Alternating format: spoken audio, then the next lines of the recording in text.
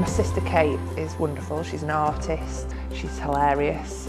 She's also got Down syndrome. Kate's got a lot of physical disabilities, which is the harsh part for Kate. Families can usually go out and spend time together, but for Kate, it's really difficult, and that's just not readily available. So it really does stop people from living lives that they want to lead. It stops families from being families. As a school, we do approximately 1,000 visits a year into the community. And before we go on any visit, we do a pre-visit. And top of our list is having a look what the toilet and changing facilities are like.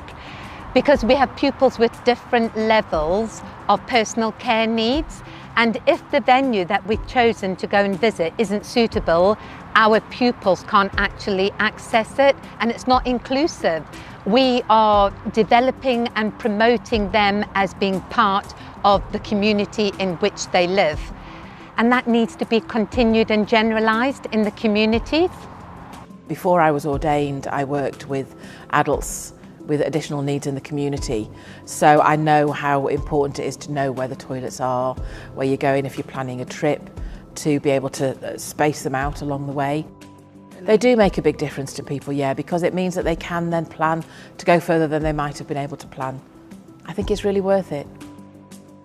Inclusion means everything to me. It means everyone in society should live on a level playing field so we can all achieve our ambitions and our goals in life. No one knows what's going to happen in the future. Joanne was a fit and healthy young 20-year-old who had a brain hemorrhage which left her severely disabled. It's the anxiety for Joanne, that because she's already thinking, what about the toilet, before we've even sat out.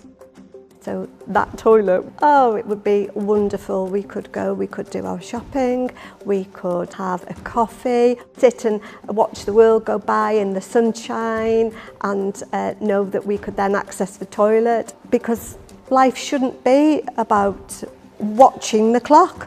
So if we can get to one, oh, it's going to make a world of difference.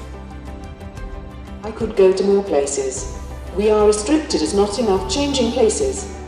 It means that people can go out and enjoy themselves. They haven't got to go out for a short period of time and then go home again to get changed or whatever. And it's such a simple thing. I mean, I don't understand why there isn't one in every town. When my son was born, he was born quite early, and I was told he'd never do anything, not even have much of a quality of life. So even back then, I thought, do you know what, he's going to have a life, he's going to see life. If it is a case of something just as simple as a bathroom, you have a right to all the facilities that everybody else should have.